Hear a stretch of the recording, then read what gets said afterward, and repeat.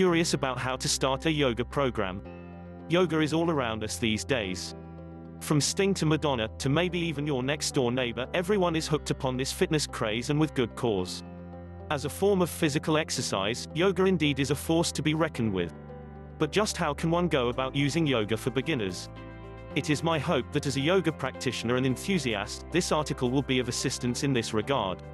If you have been considering learning yoga or have recently begun a yoga practice, I hope to provide you with some useful and helpful tips in which may be helpful to you in using yoga for beginners. I have been doing yoga for quite some time now, 6 years to be exact, and since the first day I swore of free weights and exercise machines, my use of yoga and other body weight exercises like Hindu push-ups, in my honest opinion a yoga derivative, has been the main method for keeping fit. In addition of course to my diet, which coincidentally changed when I started yoga as a beginner those 6 years back. I will now enumerate the yoga poses to be learned as a starter which can aid or supplement your knowledge from your yoga classes, books and/or DVDs. Yoga for beginners, yoga poses to learn first. The sun salutations, okay, this is the core of yoga itself. This exercise is a combination of yoga poses, breathing exercise, sunbathing and prayer. It is the warm-up of a yoga class or personal yoga session and is a combination of poses, 12 to be exact, that are performed in a synchronized motion with emphasis on rhythmic breathing. They mildly exercise the arms and legs and are often recommended for obesity, depression and fitness. Friends, several martial artists, Indian and African wrestlers perform tons of rounds of these exercises alone, so in learning yoga for beginners, this will be a guaranteed must-know. The shoulder stand, don't be intimidated by the name at all. Even for a beginner, this yoga pose is a piece of cake, really. It is actually a very important pose though, arguably the most important, as its Sanskrit name, Savangasana, actually means the all members or all limbs pose, meaning it affects all parts of the body.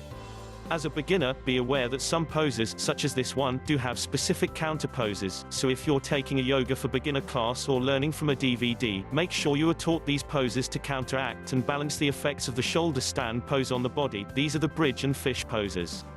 Here's a hint or ratio to adhere to in the combined execution, 6:1:2, meaning the bridge and fish poses should be held for a sixth and third of the time you spend in the shoulder stand pose respectively. The corpse pose, you've got to learn this yoga pose as a beginner. It is the relaxation pose that is usually executed during and after your session as a means of relaxing the muscles used for your yoga exercise.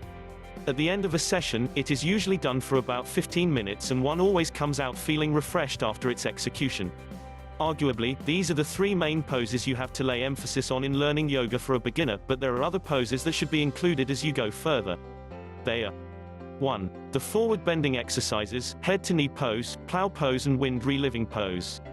2. The back bending exercises, the bow, inclined plane and wheel poses. 3. The spinal twists. 4. The balancing exercises, the peacock, crow, side plank and four-limbed staff poses.